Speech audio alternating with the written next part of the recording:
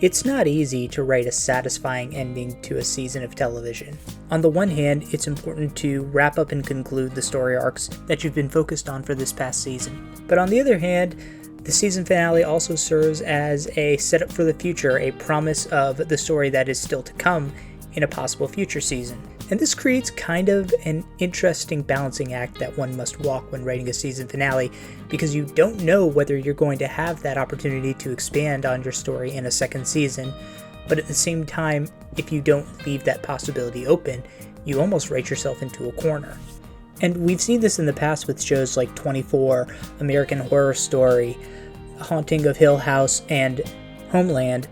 kind of have to either get spun off in second seasons into completely new storylines, get serialized like Haunting of Hill House and American Horror Story,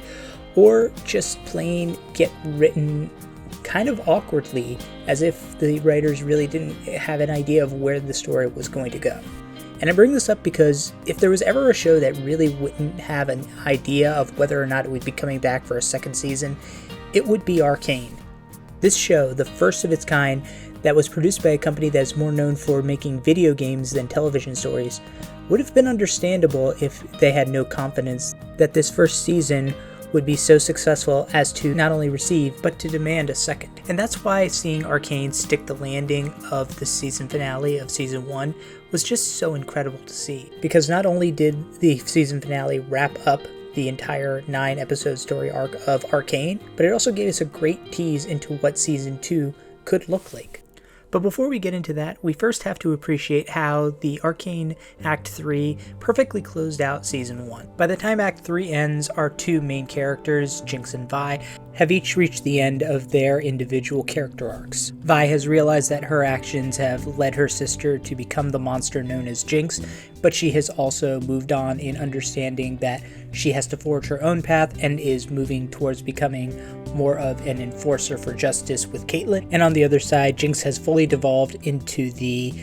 psychopathic, destructive monster that the world of Runeterra knows as Jinx. And it's kind of fascinating when we compare these two characters as they end Season 1 to the place that they both began. When we first meet Vi, she's a very brash, kind of flies by the seat of her pants, brawler type. She's very emotional, but she's also incredibly loyal. And these traits, while very positive, also get her into a lot of trouble and result in the death of Vander and losing her sister, Powder. On the other hand, when we meet Powder, she's a very mechanically gifted and curious girl, but she's also somebody who is sort of the black sheep of her friend group / her family. She is somebody who's considered to be a Jinx and incapable, and so she has that chip on her shoulder of always feeling a little bit inferior to others. And when we meet these two at the end of Act 3, at the end of the first season, Vi is a little bit older, a little bit wiser. She's still very loyal and very emotional, but she's learned how to control and direct that loyalty to somebody like Caitlyn, who has been a positive influence and is somebody who will help her, as opposed to Powder, who, yes, is her sister, but is also an incredibly destructive person with her behavior.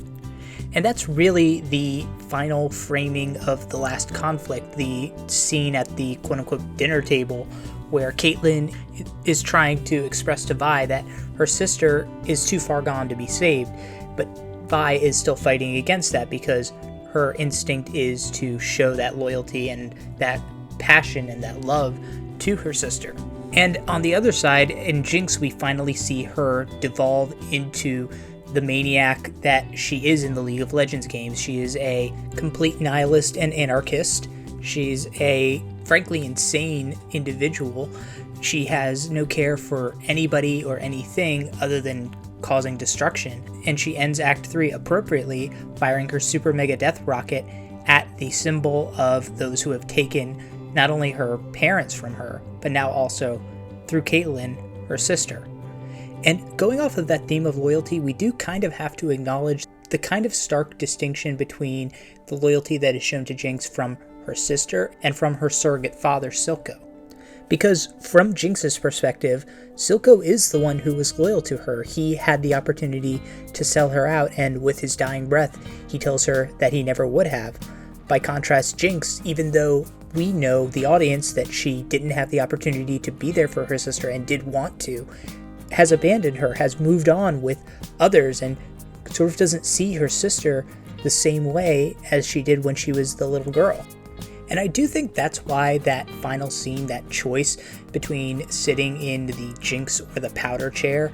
coming down to Vi, is so significant, because from Jinx's point of view, it is Vi who really is going to be the one to make the decision of whether her sister is too far gone or not. When Vi looks at Jinx and no longer sees that same little girl and sees the monster that Caitlyn kind of insists she is,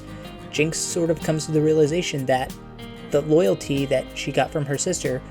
is kind of gone forever.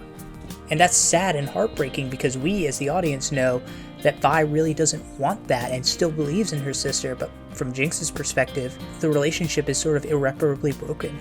And I think there's something so beautiful in Riot being able to create this irony that one of the biggest villains and psychopaths in Runeterra was ultimately made the way that she was because of sort of a misunderstanding, because she and her sister never got the chance to really have the moment, have that reconciliation, and in a sense, they kind of never will. And that's so incredible by Riot to have wrapped up these storylines to end Season 1, but on the other side of the coin, they did a fantastic job of leaving open storylines that they could explore in a second season. From Jace's newfound purpose of needing to rein in the proliferation of Hextech, to Echo and Heimerdinger's budding friendship and the firelights down below in the Undercity of Zaun, to Victor now becoming a bit of a tragic figure, having killed his assistant slash love interest. That's one thing that I kind of thought was not great about this show, is that love interest story was a bit underdeveloped. To the expansion of this story into the greater world, as they did with Mel's mother being from Noxus, and sort of teasing out that relationship with Piltover. And this is something that I, and I'm sure a lot of other creators like me, are going to be spending the next months and years doing, theorizing where Arcane's story could go next, what it will look like in the future, and what a second season needs to bring. But to me, Arcane Season 1 has already exceeded expectations, and that image of Vi and Caitlyn arm in arm watching the Super Mega Death Rocket flying at the symbol of opulence in Piltover, fired by the deranged young woman driven to insanity by the conditions that she was raised in and those who left her behind, is the perfect closing image to end Arcane Season 1.